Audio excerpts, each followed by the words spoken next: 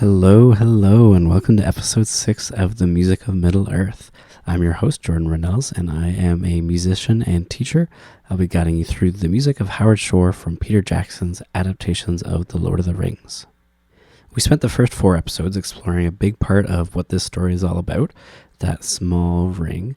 Things were pretty dark and mysterious and ancient and ominous, ending in triumph and eucatastrophe.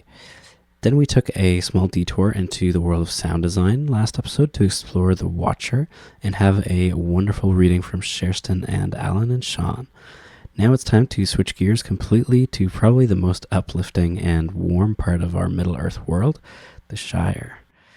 As you know, if you listen to the past episodes, there are more than 100 themes to explore here from Shore. Now, the way we're going to go through them is to follow the roadmap laid out in Doug Adams' amazing book, The Music of the Lord of the Rings. So that means all of the episodes are separated into their kind of categories or groupings of themes. We just had 4 episodes on the One Ring, and now we have, if you can believe it, 11 episodes planned for the Shire. So we're going to be here for a long time, but isn't it a great place to spend a lot of time? We'll get a chance to dedicate episodes to each of our 4 Hobbit heroes, Mr. Bilbo Baggins, of course, the Shire, how these hobbits fit into their larger world, and much more. Now, this first episode, we're going to get a chance to look at an overview of the hobbits. What are these odd creatures? What are they like? How do they act? And what's their history? Now, it is important to realize that the Shire theme is actually pieced together with all of these other smaller themes. Many of them combine and play off of each other to create this complete Shire theme and song that many of us know as Concerning Hobbits. Before we dive in, let's take a minute to listen to this first element of that bigger Shire theme. The first in the collection that we all recognize immediately, the Pensive Setting.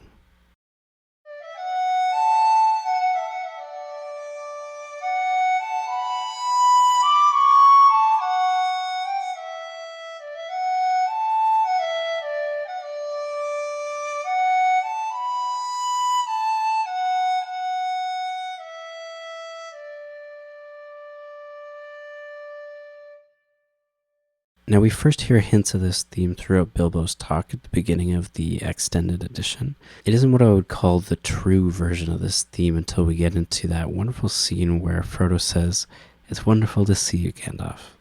This is where we get to hear it fully on that tin whistle. Now, throughout this whole entry scene, we hear different fragments of all the elements of the Shire theme, and they even hint at the Fellowship theme that we'll get to way down the road on this podcast. So we hear all the themes kind of dance back and forth between each other. But today we'll be just focusing on the Pensive Setting, that first theme that calls us back to the Shire every time. And now, in the words of old Tom Bombadil, time to dig deep. The main section of the legendarium that we'll be looking at for this episode is, of course, Concerning Hobbits, from the prologue of The Lord of the Rings. I have plenty of great details from other sources as well, though, and I want to actually start with a letter from Tolkien to R.W. Birchfield, who was an editor for the Oxford English Dictionary in 1969. Birchfield had prepared an entry on the word Hobbit for the OED and had sent the entry into Tolkien for his thoughts and notes. It took Tolkien a while to respond, but we have that response in letter 316 of Humphrey Carpenter's collection. Tolkien says, "I submit for your consideration the following definition. One of an imaginary people, a small variety of the human race, that gave themselves this name, meaning hole dweller, but were called by others halflings, since they were half the height of normal men." Let's take that and continue on with a passage from Concerning Hobbits in The Lord of the Rings. Hobbits are an unobtrusive but very ancient people, more numerous formerly than they are today, for they love peace and quiet and good-tilled earth. A well-ordered and well-farmed countryside was their favorite haunt. They do not and did not understand or like machines more complicated than a forge bellows, a watermill, or a hand loom, though they were skillful with tools. Even in ancient days, they were, as a rule, shy of the big folk, as they call us, and now they avoid us with dismay and are becoming hard to find. They are quick of hearing and sharp-eyed, and though they are inclined to be fat and do not hurry unnecessarily, they are nonetheless nimble and deft in their movements. They possessed from the first the art of disappearing swiftly and silently when large folk whom they did not wish to meet come blundering by. In this art they have developed until to men it may seem magical. But hobbits have never, in fact, studied magic of any kind.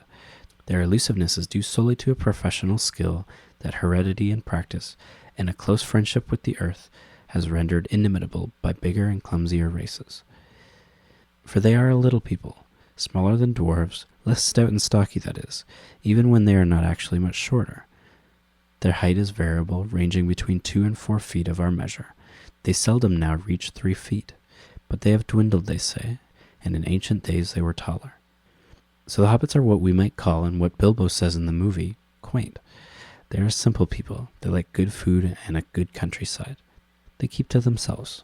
We won't get into their lovely Shire until the next episode, so the main ideas we're looking at today for this pensive theme are simplicity, peace, contentment, maybe a little vulnerability, and that earthy feeling. Hobbits are all about their comfort. We hear many examples of this in The Hobbit from Bilbo. One of my favorite moments for this comes from Chapter 7, Flies and Spiders. Poor Bilbo is running around and finds himself in complete silence and darkness. The dwarves are lost, and the narrator tells us that was one of his most miserable moments, but he soon made up his mind that it was no good trying to do anything till day came with some little light, and quite useless to go blundering about tiring himself out with no hope of any breakfast to revive him. So he sat down with his back to a tree, and not for the last time, fell to thinking of his far distant hobbit hole with its beautiful pantries. He was deep in thoughts of bacon and eggs and toast and butter when he felt something touch him. So even in the midst of this horrible scenario, his friends are lost and he's left in the dark and silence. He finds comfort in thinking of home, of warm food, of familiarity. That really is the mind of a hobbit. I'd like to continue on with another section from Concerning Hobbits in The Lord of the Rings. It is plain indeed that in spite of later estrangements, hobbits are relatives of ours, far nearer than elves or even than dwarves. Of old they spoke the languages of men, after their own fashion, and liked and disliked much the same things that men did. But what our relationship is can no longer be discovered. The beginning of the hobbits lies far back in the elder days that are now lost and forgotten. Only the elves still preserve any records of that vanished time, and their traditions are concerned almost entirely with their own history, in which men appear seldom and hobbits are not mentioned at all. Yet it is clear that hobbits had, in fact, lived quietly in Middle-earth for many long years before other folk became even aware of them. And the world, after all, being full of strange creatures beyond count, these little people seemed of very little importance. But in the days of Bilbo and of Frodo his heir, they suddenly became, by no wish of their own, both important and renowned, and troubled the counsels of the wise and great. I love the whole idea that both of these passages from Concerning Hobbits bring out, the idea that small beings really are considered by most to be insignificant in this story. The elves have no mention of them in their histories. They lived for many years on Middle-earth without anyone even taking notice. But I'm sure that is no doubt how they would have liked to have it anyways. We don't want any adventures here, thank you. You might try over the hill or across the water, says Bilbo in the opening of The Hobbit. So we have these people, these characters that would very much like to be left alone.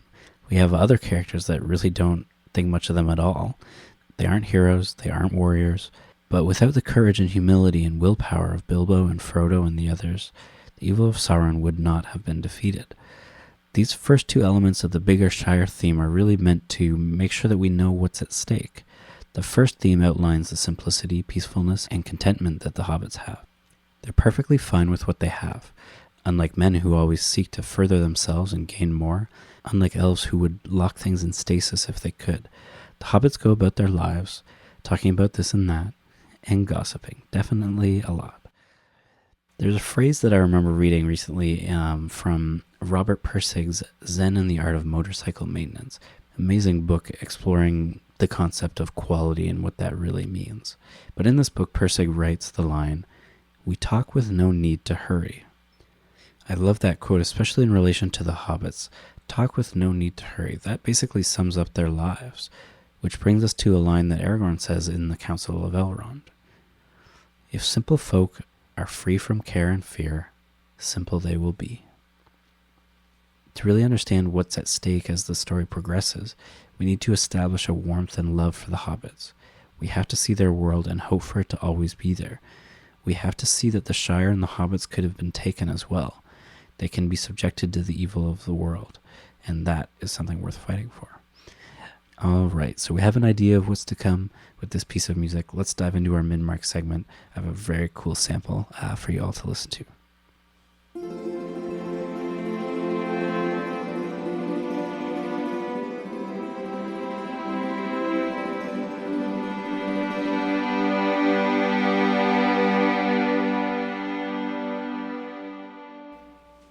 Alright, in this mid-mark segment, we get the chance to check out a few different types of early flutes and whistles.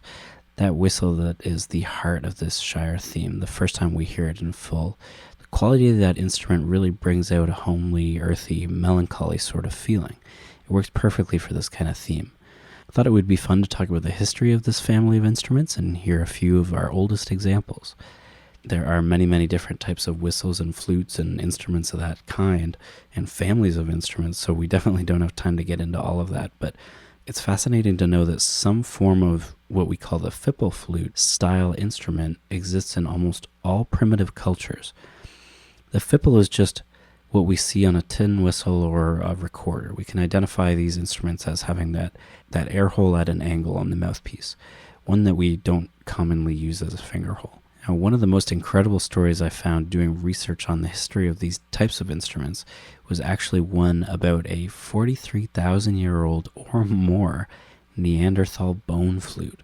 And there are some of these that are even carved out of mammoth bone. It's pretty incredible.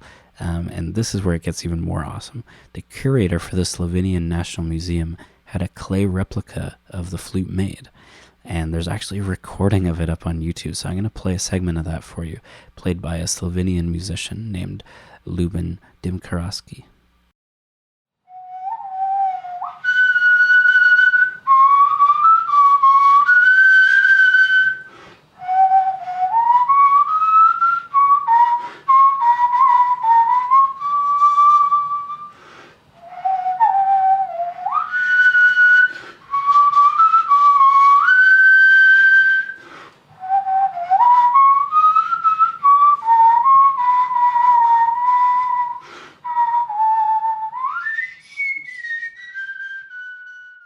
What an incredible sound, and so fascinating that these kinds of instruments have been with us for so long as a species.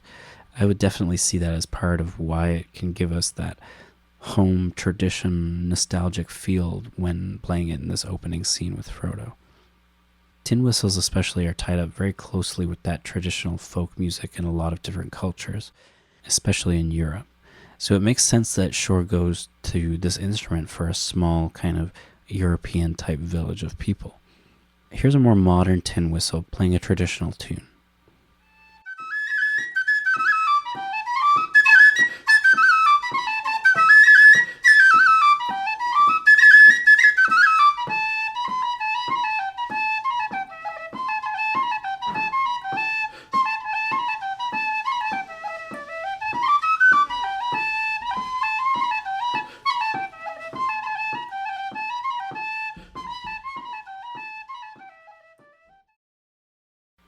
Such a great sound, and it can be all alone like that and carry all the emotion that it needs. So cool. Now, before we head back, some of you that follow my Facebook page, and if you don't, then definitely go check that out. But if you follow it, then you know that I'm putting together a collaboration video with as many musicians as I can find for this concerning Hobbits theme. I'm asking anyone who wants to join on an instrument, advanced or beginner or anything in between, to join us in making a rendition of this amazing piece of music. So if you're interested in being a part of that, then send me an email, check out the Facebook page, or ask to join the Music of Middle-earth podcast group on Facebook. We have a few weeks to put this together, so no hurry. But if you are interested, then you definitely want to let me know as soon as possible. But if you can't this time, there will definitely be other opportunities with other pieces of music down the line. Now, very quickly before we get back into the theory of this episode, I want to take a minute to tell you all again about my Patreon. If you head over to patreon.com/musicofmiddleearth, you'll find some cool bonus content that you'll get for helping me make this podcast happen. I have some extras, including live Discord streams. One of my goals is to do longer episodes as well. And finally, if you're interested in taking lessons with me and learning an instrument from me, that is an option on there as well. So again, that's patreon.com/musicofmiddleearth. And I would like to thank patron Chris in Massachusetts for helping make this episode happen. All right, let's get back to the pensive setting.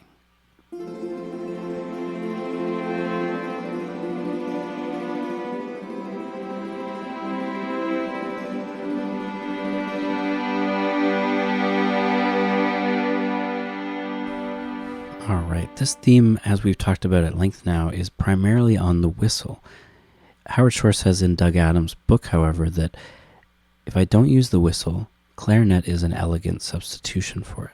So when we go through the movies scene by scene in the later seasons of this podcast, we'll hear that other instrumentation of the theme. And it's such a common theme really to our ears that odds are we've heard it and recognize it on pretty much any instrument.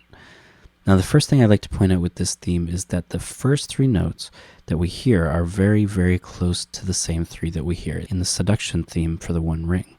Let's have a listen to those so that you can hear them side by side on the piano.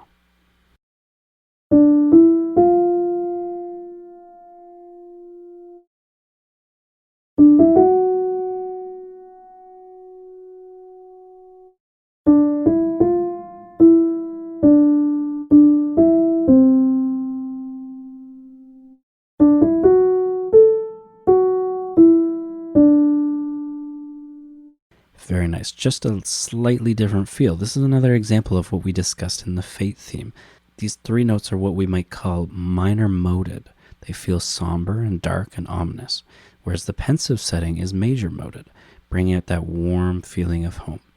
You say that they're both seduction, the positive and negative side of that same coin. Just as an example, I wanted to show you what the pensive setting would sound like if it was a minor moded version, the whole song. So let's have a listen to this. It's really, really interesting.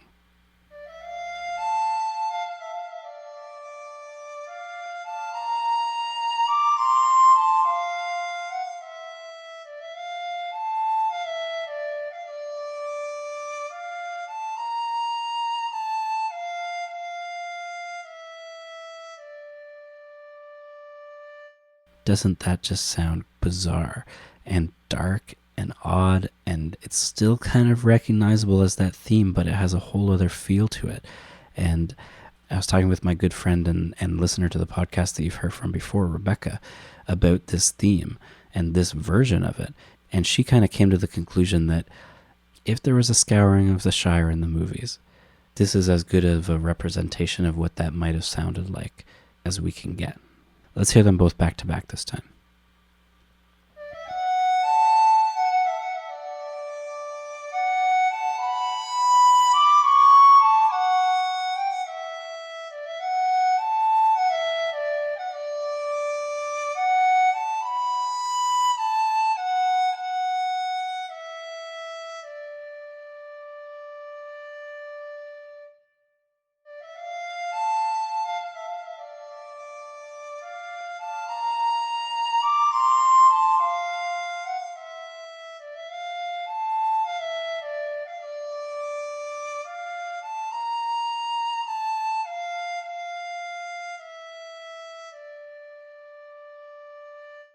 So bizarre, but so cool.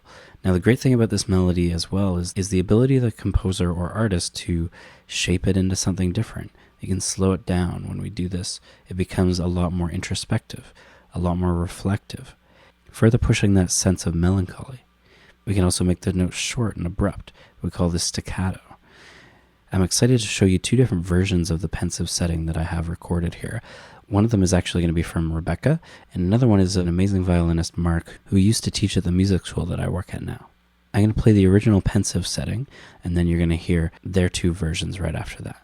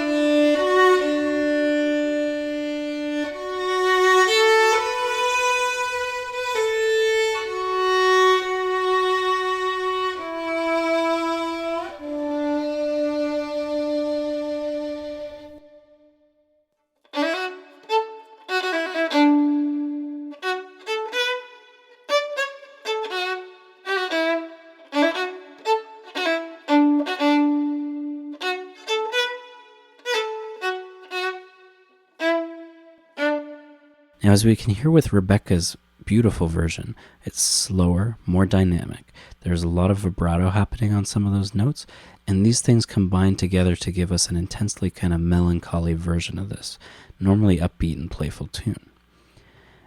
Now, when we compare that to what we hear in Mark's version, his has that bit of playfulness taken to the other extreme. Very upbeat, very short, and very abrupt. I could totally imagine that version as being something that maybe might play when Pippin's on screen, that mischievous Hobbit flavor. Now, we talked about the contentment with the Hobbits. That's what they're all about. So how does this theme emulate that?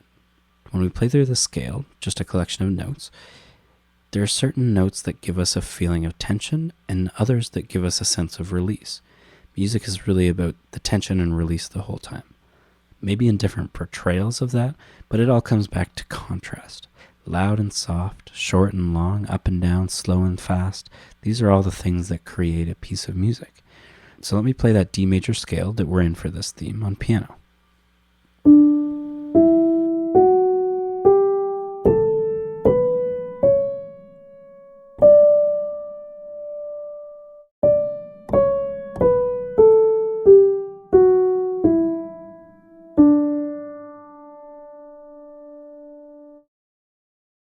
So I'm going to play a few phrases on this D major scale. I'll have some of them end on notes that don't have that release. They don't resolve. Others will have a nice ending to them, a nice release to that tension. I won't tell you which are which. I don't think I need to. But I also just want you to decide for yourself what you think. So let's have a listen.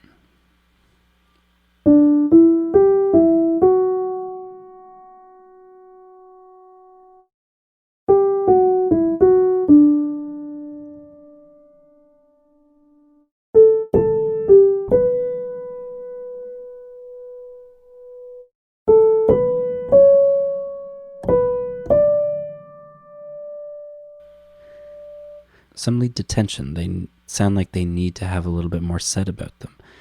Hans Zimmer, the amazing composer behind Christopher Nolan's Batman trilogy, Inception, and uncountable other scores, puts this in the form of musical questions. Here's his question. And an answer.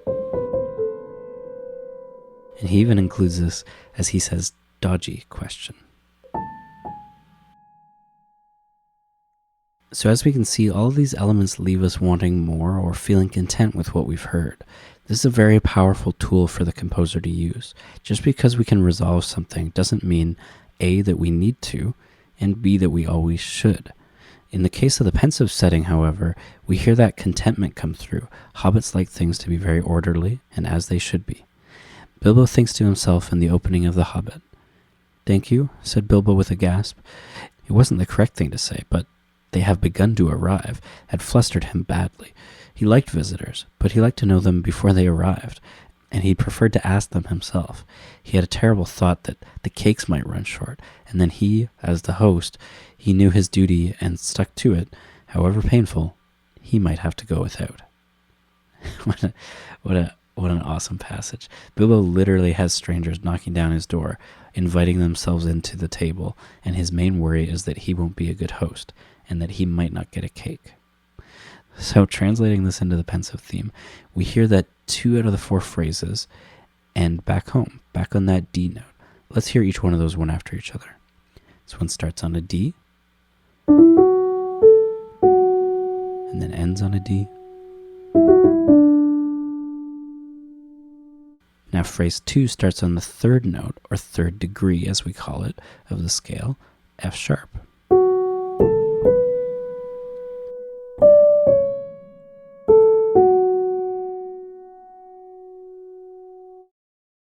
This is the note that gives this and all major scales their warmth. So when we start a phrase on this note, it feels like we're moving up to something greater, something more hopeful.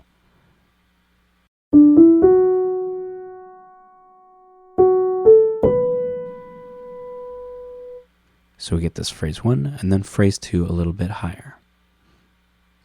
Now phrase 3, we go back to that D.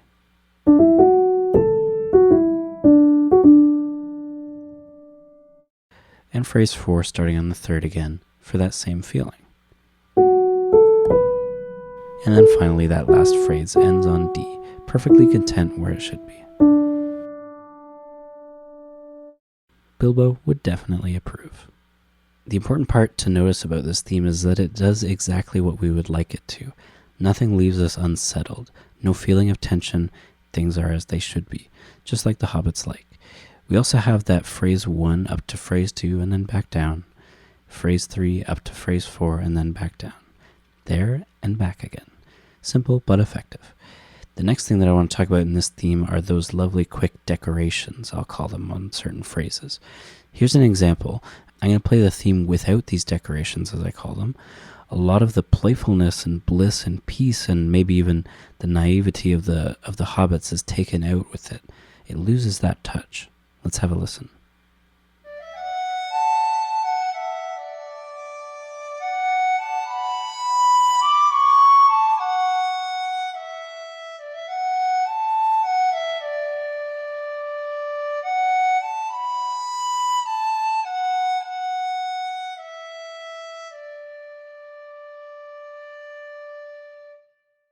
Very interesting how this changes the theme. It still works, it still sounds good, but we lost a little bit of that hopefulness, I think.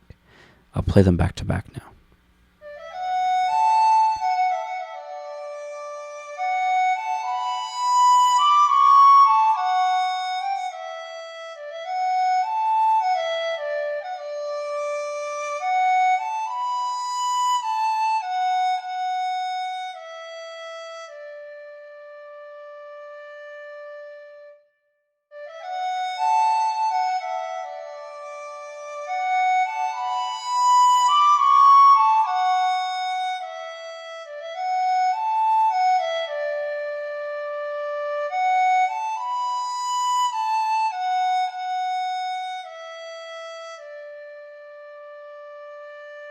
This kind of idea will definitely come in handy later on in the movies when this theme is played on different instruments or played in slightly different feelings or renditions, so look out for that. The last thing that I want to discuss is the instrumentation that Shore has chosen for this first version that we hear of the theme. We talked a little bit earlier about the tin whistle and what kind of feeling that gives us. It makes me think of simplicity, living on the countryside, having that talking with no need to hurry feeling. The tonality of a whistle does so much to help this idea come across. We have that gentle sound. It isn't harsh. It isn't piercing.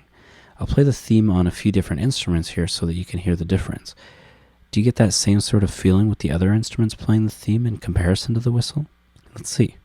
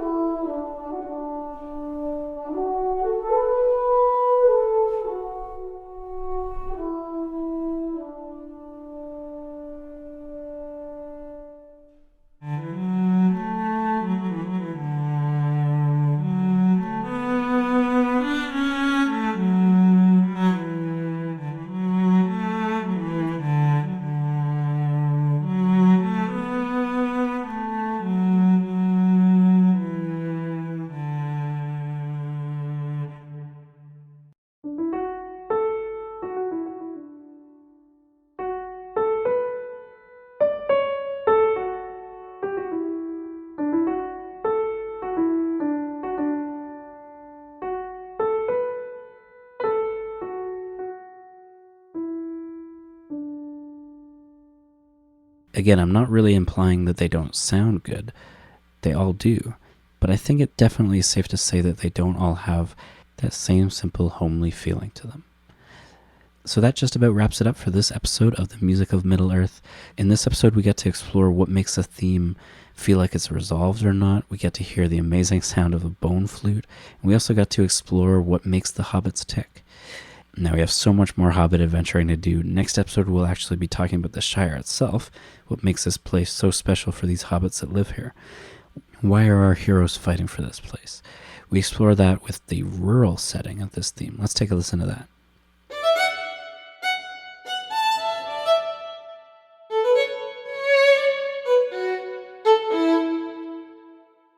Very excited to get into that one. Very upbeat and the wonderful next step into Concerning Hobbits.